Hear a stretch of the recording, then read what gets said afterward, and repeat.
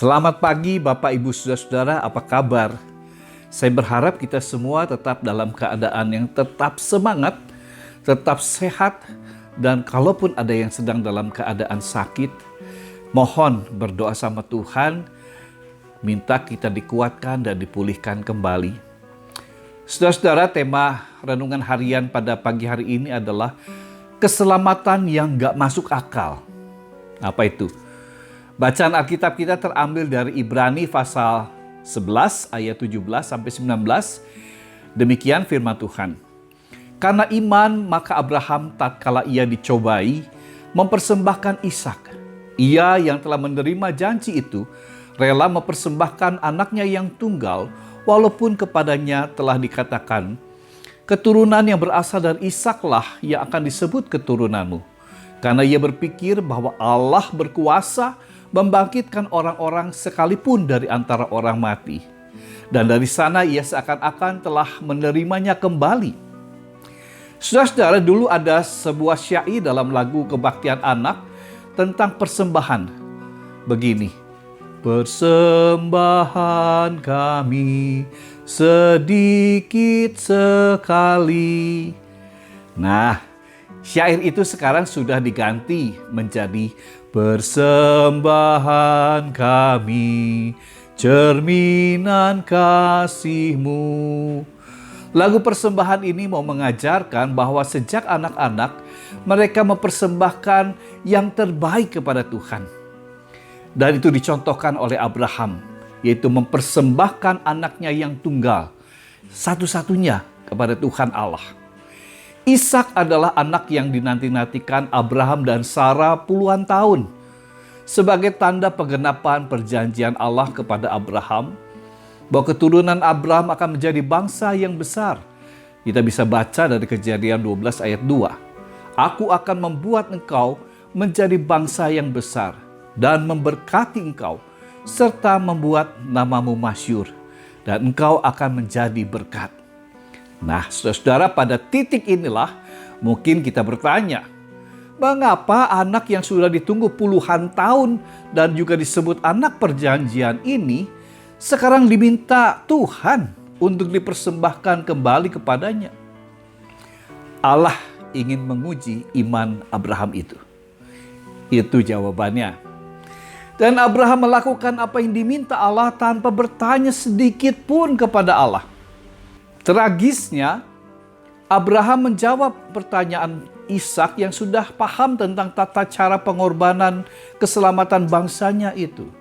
Lalu berkatalah Ishak kepada Abraham ayahnya, "Bapak," sahut Abraham, "Ya anakku, bertanyalah dia. Di sini udah ada api dan kayu, tetapi di manakah anak domba untuk korban bakaran itu?" Sahut Abraham, "Allah yang akan menyediakan anak domba untuk korban bakaran baginya, anakku." Demikianlah keduanya berjalan bersama-sama. Itu bisa dibaca dari kitab Kejadian pasal 22 ayat 7 dan 8. Tetapi ketika pisau itu sudah terangkat, Tuhan berkata, lalu ia berfirman, "Jangan bunuh anak itu, jangan kau apa-apakan dia. Sebab telah kuketahui sekarang bahwa engkau takut akan Tuhan. Engkau tidak segan-segan untuk menyerahkan anakmu yang tunggal kepadaku." Saudara-saudara, Tuhan telah melihat bukti iman, bukti kesetiaan iman Abraham kepadanya dan mengganti korban keselamatan itu dengan anak domba. Pesan firman Tuhan kepada kita yang pertama adalah ketaatan iman Abraham melampaui pertanyaan-pertanyaannya sendiri. Percaya kepada Tuhan, saudara, melampaui kemampuan manusia untuk memahami apa yang bisa dilihatnya, dipegang, dirasa oleh kita semua sebagai manusia yang berdosa, manusia yang hina dan rapuh ini. Tetapi Tuhan memiliki jawaban yang kadar di luar kemampuan, di luar juga kemungkinan jawaban yang kita bisa pikirkan.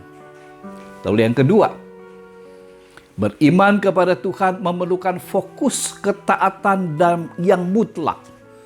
Ketaatan absolut. Menjauhkan dan membebaskan diri dari ikatan berhala modern. Hanya Tuhanlah yang sanggup memberikan kelegaan dan kedamaian, bukan yang lain. Dalam keresahan dan kehampaan kita, tetaplah beriman kepada Tuhan. Karena Dia yang sanggup mengisi dan memenuhi kehampaan hidup kita dengan kasih-Nya yang besar itu. Dan untuk itu kita perlu mengorbankan hal-hal yang seperti apa yang kita kategorikan sebagai apa yang paling kita kasihi, apa yang paling kita hargai, apa yang paling kita utamakan. Kita korbankan itu sebagai persembahan yang terbaik untuk Tuhan Allah kita.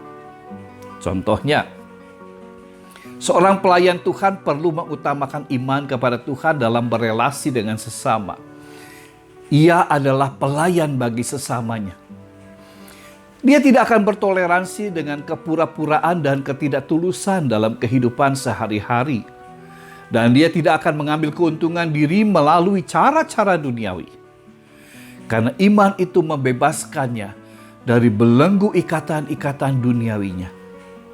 Saudara-saudara, Rasul Paulus mengatakan, tetapi apa yang bodoh bagi dunia dipilih Allah untuk memalukan orang-orang yang berhikmat.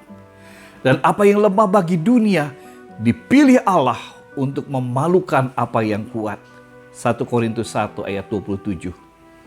Karena itu saudara, marilah kita tetap setia pada janji keselamatan dalam iman percaya kita kepada Tuhan Yesus Kristus yang telah menjadi penebus dan juru selamat kita yang hidup.